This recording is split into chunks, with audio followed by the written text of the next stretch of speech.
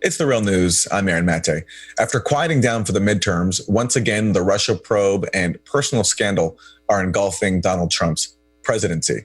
Democrats and their supporters are sounding the alarm about the fate of special counsel Robert Mueller after the firing of Attorney General Jeff Sessions. Trump has temporarily chosen Sessions' chief of staff, Matt Whitaker, to replace him. As the new acting AG, Whitaker now also oversees the Mueller probe, a probe he's previously criticized. On Thursday, thousands of people marched across the U.S. under the banner of Protect Mueller. Democratic Congressmember Jamie Raskin told a crowd in D.C. that the U.S. faces a national emergency. My friends, we are in a constitutional emergency right now. We are in a constitutional emergency. And we agree with Attorney General Sessions on almost nothing, right? The guy understood one thing, which is if the rule of law means anything, it is you cannot destroy investigations in your own case, right? He understood that.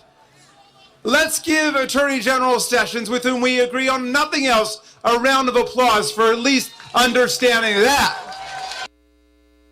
Jeff Sessions' replacement, Matt Whitaker, is seen as a Trump loyalist. Trump is downplaying their ties, telling reporters on Friday that he doesn't even know him. I don't know Matt Whitaker. Matt Whitaker worked for Jeff Sessions, and he was always extremely highly thought of, and he still is. But I didn't know Matt Whitaker. He worked for Attorney General Sessions. He was very, very highly thought of, and still is highly thought of. But this only comes up because anybody that works for me, they do a number on them. Joining me to discuss the fate of the Mueller probe is Robert Weissmann. He is president of Public Citizen, which led a coalition that organized Thursday's National Day of Protest. Welcome, Robert. I know that your group does not have much love for Jeff Sessions, so talk about why you organized Thursday's protest following his firing. Well, obviously it was in response to the firing of Jeff Sessions, not because we were sad about Jeff Sessions leaving, but because the reason Sessions was fired was so that Trump could interfere with and obstruct the Mueller investigation. There have been a really wide range of organizations planning together over the last year plus under the banner of Nobody's Above the Law. We collectively set out a set of red lines. If they were crossed, we would then mobilize. And firing the Attorney General as a way to undermine the Mueller investigation was one of those.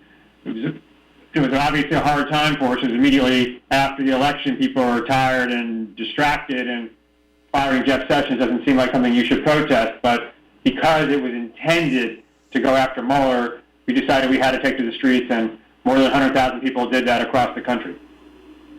And for critics who say, why this issue? There's so many issues going on right now. I mean, just before Sessions left, he further dismantled the oversight protections for police departments across the country that were imposed under President Obama, which then will make it easier, the criticism goes, for police to commit abuses and not face accountability. So why this issue? Why in the first major action after the midterms to make it about Mueller and the Russia probe? Well, it's not to the exclusion of anything else. But the core issue here is not just to let the investigation proceed and to figure out what actually happened in the 2016 election and what the role of the Trump campaign and Trump himself and his family members were in any interaction with the Russians or in efforts to cover up what went on. It's not just that. It really gets to the core principle of, do we have a nation of laws, and is the president above the law or subject to the law? You have to care about that if you care about a functioning democracy. But I do think there's something else that's even more profound. My read is that the president looked at the election and concluded that he is at his maximum political power when he plays to his worst instincts, when he's the most racist, the most anti-immigrant, and the most autocratic. And this was a display of his autocratic power, intended to both derail the Mueller investigation, which is a threat to his power, but also to accrue more power by virtue of autocratic and authoritarian actions. And I think if we don't stand up to it, we're in for things that are going to make the first 2 years of the Trump administration look even less serious than they do, because we're going to face a different kind of proto-fascist effort from Trump himself and his administration that is really frightening. So standing up now, I think, is crucial for all those reasons. Let me go to a clip of Matt Whitaker. He has not been silent when it comes to the Russia investigation. He's weighed in both as a pundit on CNN and other outlets to criticize the scope of the inquiry and to downplay this question of both collusion and also obstruction of justice. This is a brief compilation of some of his views put together by the Washington Post.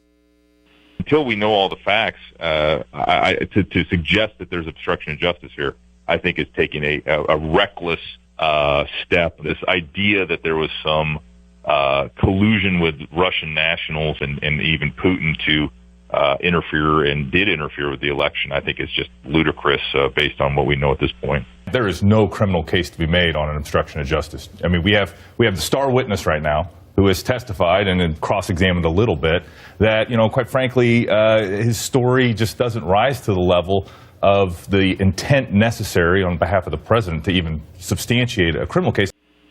So that was Matt Whitaker, the new acting attorney general. Robert, what are you concerned that Whitaker could actually do in this position? He has said reportedly that he's not recusing himself from oversight of the Mueller probe.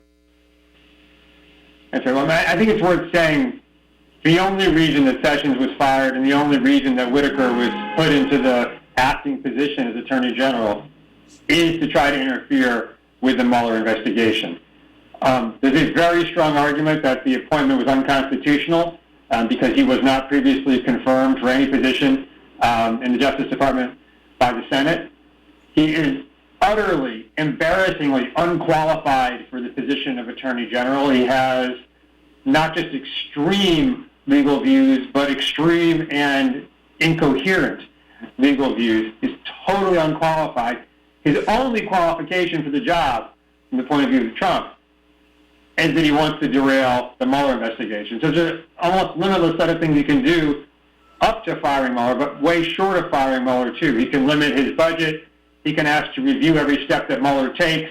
He can deny Mueller's authority to do certain things that he wants to do.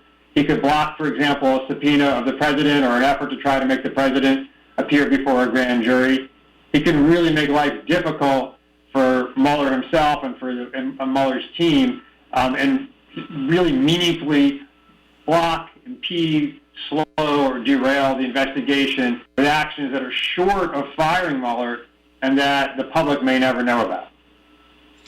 Okay, so I want to just share with you my concern here when I look at these protests.